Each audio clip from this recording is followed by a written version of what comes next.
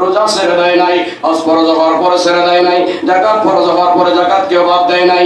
এইভাবে যারা সুন্নতগুলো আদায় করে, নবীর এক কথায় যারা নবীর মুহাব্বত ভালোবাসা নিয়ে, আহলে বাইতের মুহাব্বত ভালোবাসা নিয়ে একজন পীরের কদমে নিজের জীবন যৌবন ধন সম্পদ সবকিছু সঁপে দিয়ে যিনি নিজের পীরের প্রতি পানা হয়ে গেছেন, ওই শ্লোকগুলো প্রত্যেকের কামরার মধ্যে ঢুকে ঢুকে আলাদা আলাদা মিম্বারের মধ্যে চেয়ারের মধ্যে বসে যাবে।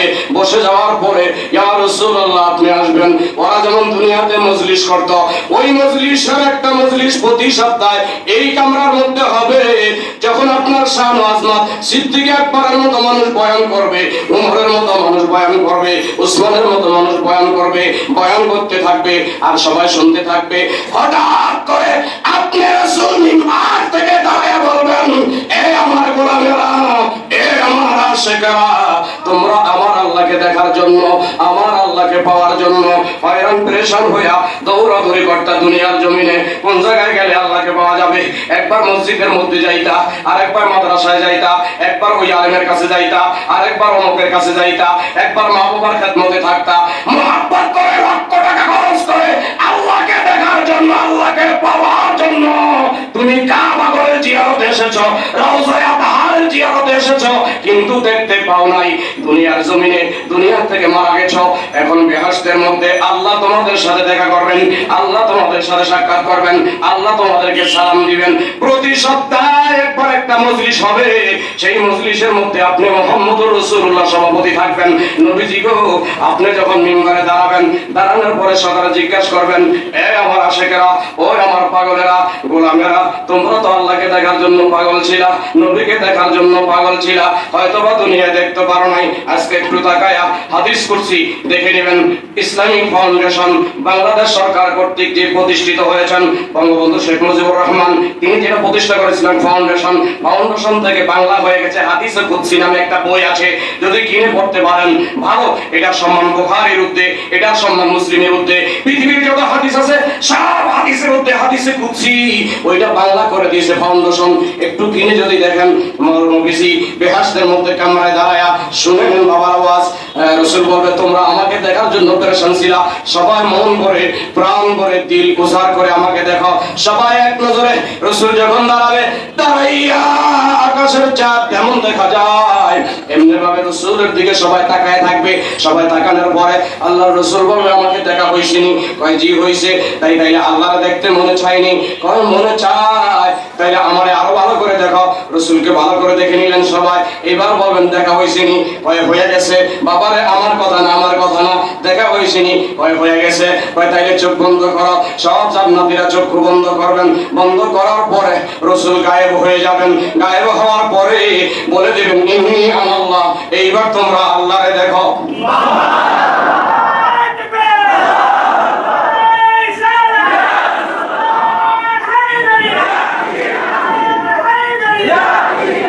রাসূল গায়েব হয়ে যাবেন।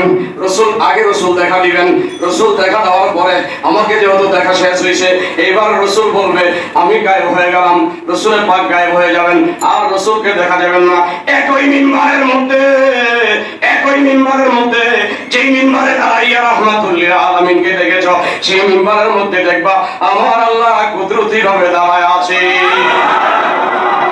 বলেছিলেন আমাকে দেখো। এবার রাসূল যখন গায়েব হয়ে যাবে, গায়েব হওয়ার পরে মিম্বার থেকে পরিচয় দিবেন, আনা আল্লাহ, আমি আল্লাহ, তোমরা আমাকে দেখো। সবাই আমার খোদাকে দেখে পাগল পাগল হয়ে যাবেন, লাফালাফি শুরু করে দিবেন। কি দেখলাম, কি দেখলাম, কি দেখলাম, কি দেখলাম, আগে কি দেখলাম, এখন কি দেখি বাবা। ওই দিন কিন্তু আমি এখানে মাহফিলে বলে গিয়েছিলাম, আমার নবীর সূরা 3টা, এটা রুহুল বয়ানের হাদিস। এই কথা তো ভুলে বলা যাবে না, কারণ আল্লাহ বলেছে সব কথা সব জায়গায় বলা যায় না। কিন্তু আপনাকে আমি বলবো, আপনি যদি আমের ব্যাখ্যা না জানেন, অর্থ না জানেন, তাইলে বুঝবেন না। সব কথা ভুলে বলা যাবে না। আমি একটা বলবো, তারপরে বাকিটা আপনার ইশারায় বুঝে নিতে হবে। যদি আপনি বুঝেন তাইলে বুঝা যাবে আপনার মারিফতের নূর অর্জন হয়ে গেছে।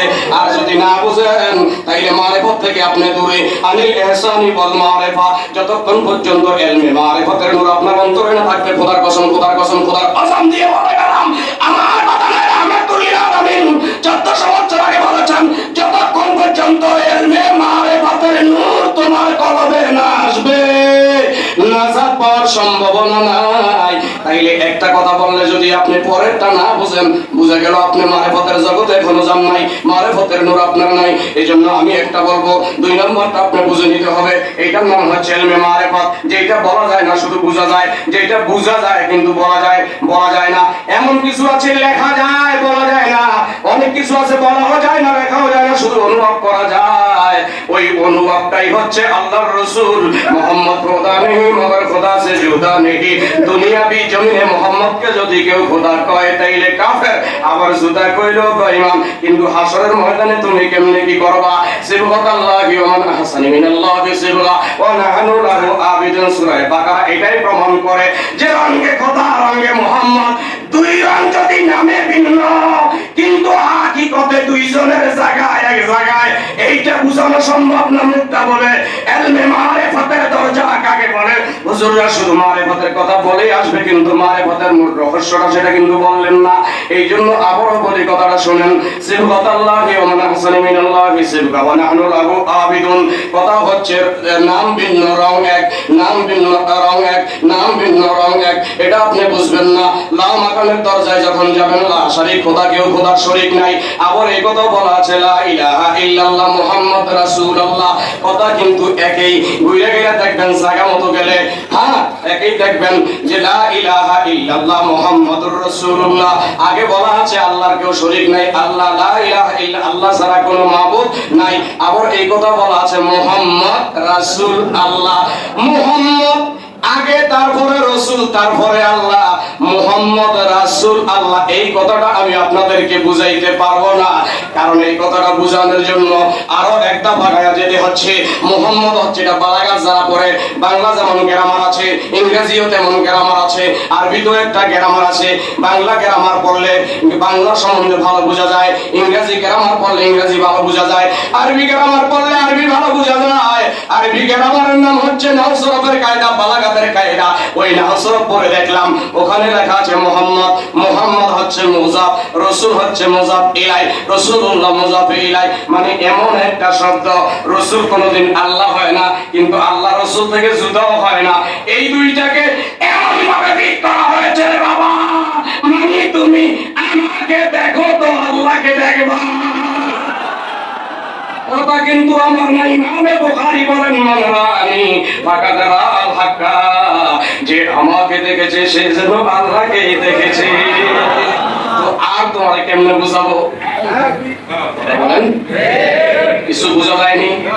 কথা বলেন, কিছু বোঝা যায়নি? হ্যাঁ, একদিকে বলা আছে আল্লাহ আর একদিকে বলা আছে আহমদ। ওখানে কুল হুয়াল্লাহ সূরা আপনারা বারবার পড়েন, এই জন্য এটার দাম কেন, কুল হুয়াল্লাহ সূরার দাম বেশি পৃথিবীতে কেন জানেন? আমি ওই দিন হাদিস শরীফের মধ্যে দেখলাম, যে ব্যক্তি ডেইলি 10 বার পড়বে কুল হুয়াল্লাহ সূরা, আল্লাহ পাক তার জন্য 30টা জান্নাত বানাইবেন। কুল হুয়াল্লাহর এত দাম কেন? যে ব্যক্তি 20 বার পড়বেন তার জন্য 20টা জান্নাত বানাইবেন, যে ব্যক্তি 30 বার পড়বেন তার জন্য আল্লাহ 30টা জান্নাত বানাইবেন। এই কুল হুয়াল্লাহ সূরার এত দাম কেন? কারণটা কি? কুল হুয়াল্লাহ সূরার এত মর্যাদা কেন? কুলের মধ্যে সবটাই তো তাওহীদের শান। তাওহীদ বুঝাতে তুমি কারে কয়? ওখানে শুরুটাই বলা আছে কুল। শুরুটাই কি বলেন না? তারপরে হু আল্লাহু আহাদ, হু আল্লাহু আহাদ। ওখানে বলা আছে পুরা সূরাটাই হচ্ছে তাওহীদ। কুল হু আল্লাহু আহাদ, এটাও তাওহীদ। আল্লাহুস সামাদ, এটাও তাওহীদ, একত্ববাদ। লাম ইয়ালিদ ওয়া লাম ইউলাদ, এটাও তাওহীদ, একত্ববাদ। ওয়া লাম ইয়াকুল লাহু কুফুয়ান আহাদ, এটাও তাওহীদ, একত্ববাদ। 4টা আয়াত সূরা ইখলাসের মধ্যে, 4টা তো তাওহীদ। তো এইটার মধ্যে এত রহস্য কেন? এইটার মধ্যে এত দাম কেন? কয় পুরা সূরার মধ্যে শুধু খোদার একত্ববাদ, তাওহীদ সাক্ষ্য দেওয়া হয়েছে, কিন্তু সূরার শুরুতে যে কুল শব্দটা বলা আছে, এই কুলের মধ্যে আমার নবীজির 3000 নাম বিদ্যমান আছে। 4টা আয়াতের মধ্যে আল্লাহর শান, আর শুধু কুল আল্লাহকে বোঝানোর জন্য কতগুলো শব্দ ব্যবহার করলো, আর আমার নবীকে বোঝানোর জন্য শুধু 2টা হরফ ব্যবহার করলো, কুল। হে রাসূল, এই হে রাসূলের মধ্যে ইয়া মুহাম্মদ, ইয়া আহমদ, ইয়া মাহমুদ, ইয়া হামিদ, ইয়া যাহির, ইয়া বাতিন, ইয়া আউয়াল, ইয়া আখির, ইয়া খালিক, ইয়া মালিক। রাসূলের পাকের 3000 নাম, এই কুলের মধ্যে বিদ্যমান। শব্দটা ছিল এমন, হু আল্লাহু আহাদ। আল্লাহ বলেছেন, বন্ধুরে আমি যদি বলি গোপনে গোপনে পর্দার আড়াল থেকে কেউ বিশ্বাস করবে না, সবাই তো জাদু মনে করবে।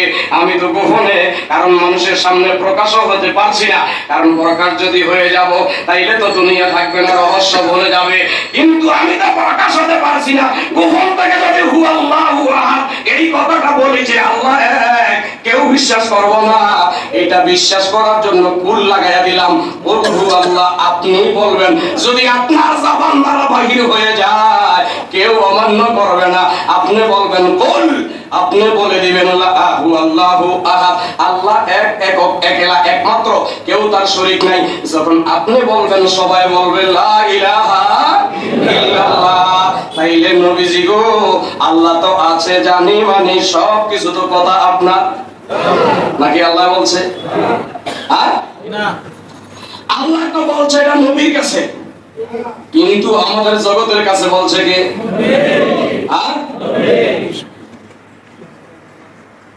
বুঝানোর জন্য বলতে হচ্ছে। আল্লাহ কয়জন? দুইজন বলে ইমান থাকবে নি? জোরে বলেন। আল্লাহ আকার না নিরাকার? নিরাকার মানতে হবে, কারণ বুঝেননি। আল্লাহকে কেন নিরাকার? আপনারা তো আল্লাহর আকার বানিয়ে দিতেছেন। আল্লাহকে কেন নিরাকার মানতে হয় এটা তো জানেন না। কারণ ওই যে বেহেশতের মধ্যে সর্বপ্রথম নবী মুস্তাফাকে দেখবেন, নবী গায়েব হইলে পরে আল্লাহকে দেখবেন। অতএব কারণে আল্লাহকে নিরাকার বলা জরুরি।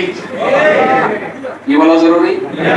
এইটাই হানাফি, এইটাই শাফি, মালিকি, হাম্বলি। আল্লাহকে নিরাকার মানতে হবে। কি মানতে হবে? জোরে বলেন। নাকি আকার? নাকি যদি আকার কোন তাহলে শিরক হবে। কি হবে? এটা গজল গাই, যারা গজল বুঝেন তারা বুঝেন, আমার সাথে বললেন না। নাম জফরে, নাম জফরে, জফরে পাক নাম লা ইলাহা ইল্লাল্লাহ, জফর মুহাম্মদ রাসূলুল্লাহ। প্রত্যেকটা খেয়াল করবেন। নাম জফরে, নাম জফরে, জফরে পাক নাম লা ইলাহা ইল্লাল্লাহ, জফর মুহাম্মদ রাসূলুল্লাহ।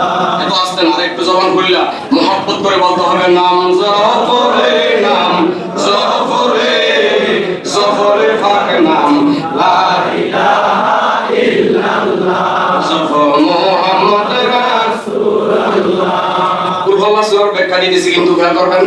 আউয়ালে আহাদ, দুআনে আহমদ, মুহাম্মদ প্রেরণে নাম রাখিয়া, চতুর্থে তার কাহিনিয়া পঞ্চমে ময়ূর সাজায়া, চতুর্থে তার কাহিনিয়া পঞ্চমে ময়ূর সাজায়া, ষষ্ঠমে রূহ সৃজন করিলা পর লা ইলাহা ইল্লাল্লাহ, জফর মুহাম্মদ রাসূলুল্লাহ। আরেকটু মহব্বতে। নাম জফরে, নাম জফরে, জফরে পাক নাম লা ইলাহা ইল্লাল্লাহ, জফর মুহাম্মদ রাসূলুল্লাহ। এই শুনি, আউয়ালে আহাদ, দুআনে আহমদ। আউয়াল মানে এক নাম্বার, দুআ মানে দুই, তিন নাম্বার মোহাম্মদ। এক জায়গা থেকে তিন নাম।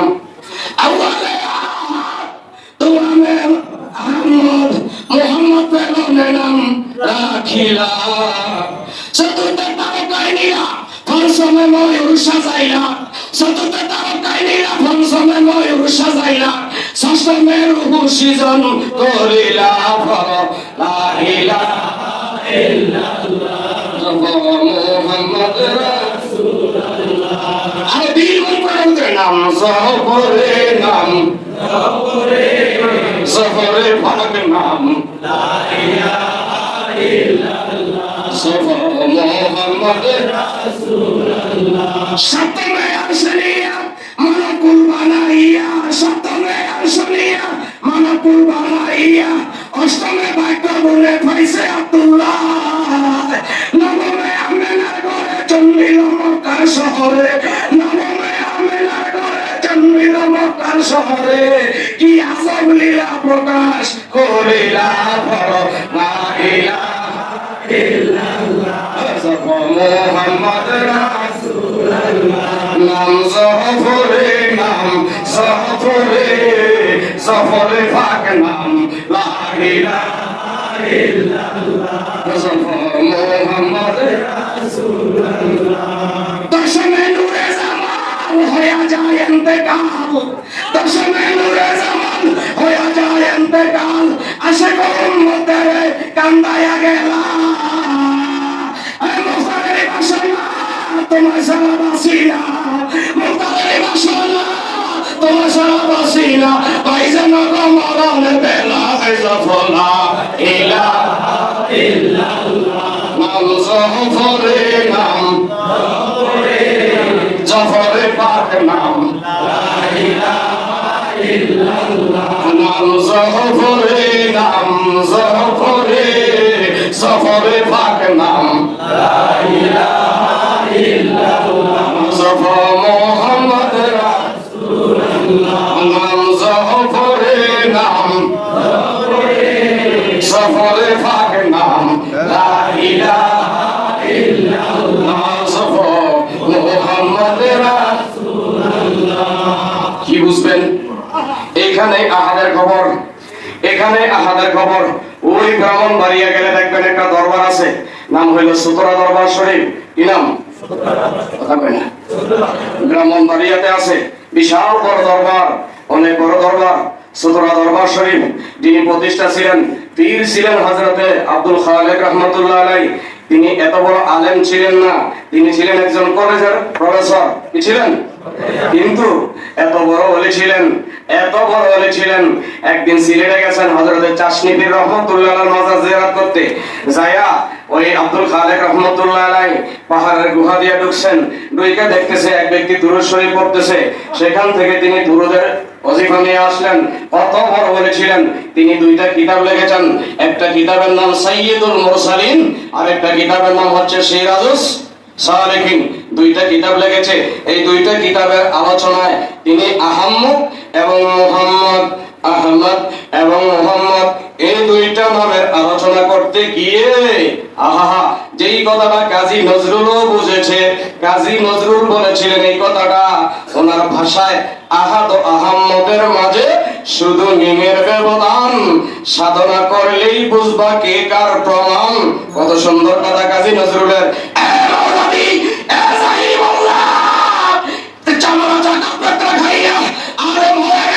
কিন্তু খবর বুঝলো না কাজী নজরুল তো কোনো মাদ্রাসায় পড়ে নাই কোন মাদ্রাসাতে পড়ে নাই রে বাবা কেমন করে শব্দটা বুঝলো বলল আল্লাহু আহাদ তাওহীদের ব্যাখ্যা তিনি কেমন করে দিল বাবা এত সুন্দর করে কাজী নজরুল রে জীবনে মাদ্রাসার বারিন্দায় গেলি না স্কুল কলেজ মাদ্রাসা স্কুল কলেজ মাদ্রাসায় এত উচ্চ পড়া শিক্ষিত না তুমি কেমন 8 পাস করলা মাত্র 8 পাস মানুষ কেমন করে তুমি সূরা ইখলাস কুরআন শরীফের তাওহীদের ব্যাখ্যা দিলা একটু বলবা কি কাজী নজরুল বলে আমি তাওহীদের ব্যাখ্যা জানতাম না যেই দিন আমার প্রিয় মুর্শিদ কাজী নজরুলের মতো মানুষ একজন পীরের কদমে হাত দিয়েছেন তিনি বলেছেন যেই দিন আমার প্রিয় মুর্শিদ আল্লামা গোলাম সামদানির হাতে আমি হাত দিয়েছি গোলাম সামদানির হাতে হাত দেওয়ার পরে কাজী নজরুল বলে আমার প্রিয় মুর্শিদের রূহানি নজর যেই দিন আমার অন্তরে লাগছে সেই দিন থেকে আমি রিসালাত বুঝছি সেই দিন থেকে আমি তার কাজী নজরুল তাওহীদ বুঝছিলাম তাওহীদ বুঝতে গিয়া কাজী নজরুল এই কথাটা বলেছে